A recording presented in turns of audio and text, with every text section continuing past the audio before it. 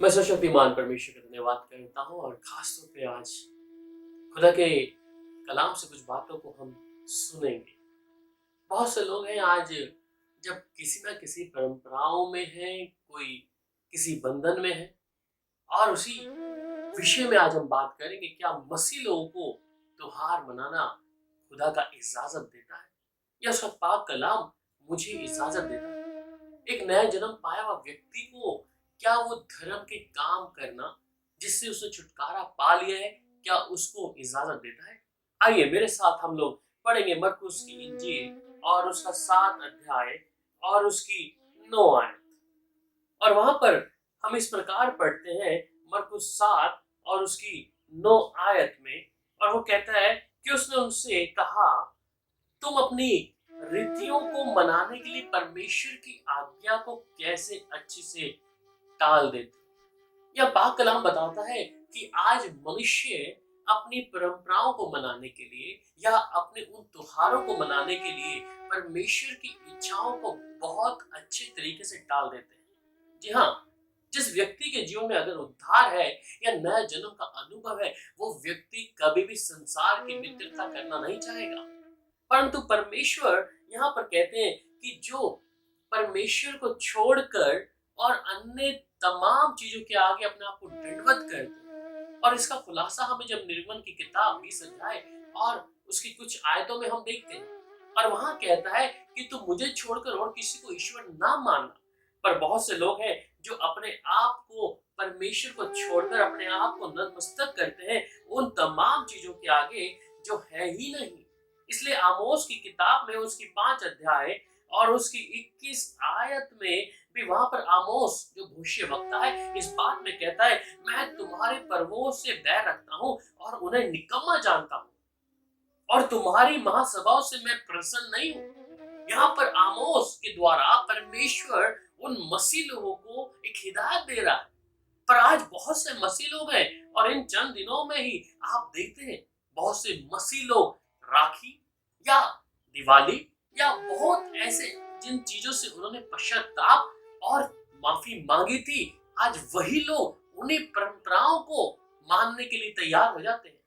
और मुझे याद आता है कि परमेश्वर का वचन वहां पर कहता है कि आज्ञा ना मानने वालों पर परमेश्वर का दंड निरंतर बना रहता है।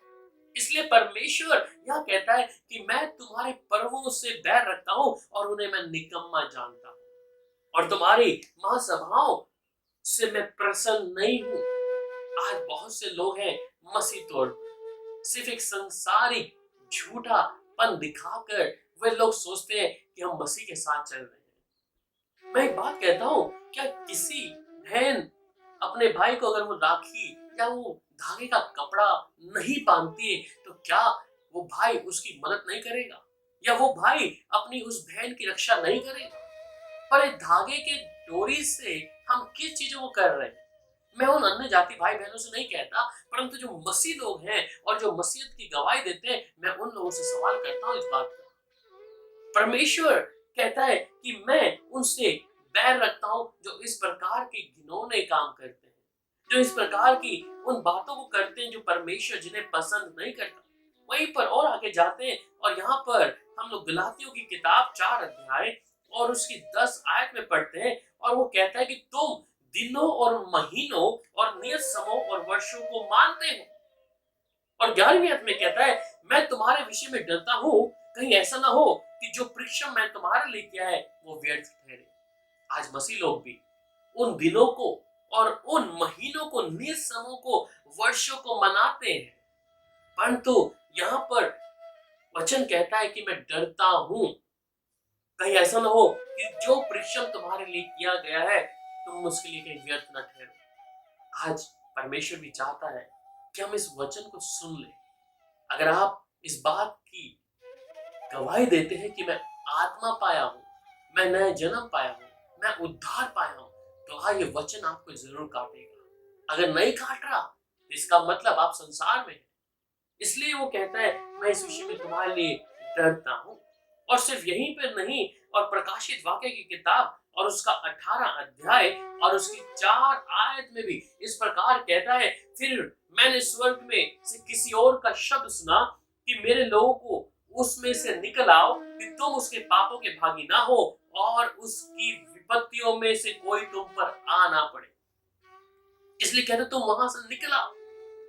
आज जहां हम निकले हैं, जिधर से हम आज वहीं पर जाने की कोशिश कर रहे हैं। जब उन रीति रिवाजों को, उन तमाम बंधनों को आज पूरा मसीह लोग भी आज इसी प्रकार की धारणा को लेके बैठते हैं कि कोई बात नहीं, इसमें कोई फर्क नहीं पड़ता। पर फर्क पड़ता है। मैंने कहा कि जो उसकी आज्ञा को नहीं मानते, उनके जीवन में दंड, परमेश्वर की क्रोध निरंतर बना रहता है। और ये कारण है, लोगों के जीवन में छुटकारा नहीं है, लोगों के जीवन में निराशा है, तकलीफें हैं। और सिर्फ यहीं पर नहीं, कुलूसियों की किताब में भी जब आप पढ़ते हैं और वहां पर भी यही कहता है, उसकी 2 अध्याय और उसकी 8 आयत में, चौकस रहो कि कोई तुम्हें उस तत्व, ज्ञान और व्यर्थ धोखे के द्वारा आहीर ना कर ले, जो मनुष्य की परंपराई मत और संसार की आदि शिक्षा के अनुसार है, पर मसीह के अनुसार नहीं है। इसलिए यहाँ पर हिदायत फिर से दे रहा है परमेश्वर कि मसीह लोगों और उद्धार पाए लोगों, तुम चौकस रहो।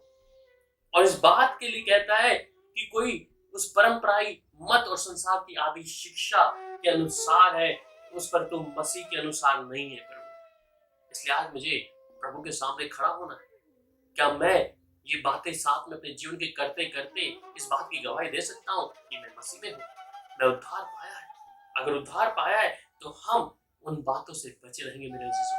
इसलिए मैं चाहता हूँ, अगर आप इस बात की घोषणा करते हैं कि मैं उद्धार पाया है, मैंने प्रभु को जीवन दिया है, तो अवश्य है उसके पास आने वाले व्यक्ति को परमेश्वर के वचन के साथ चलना होगा।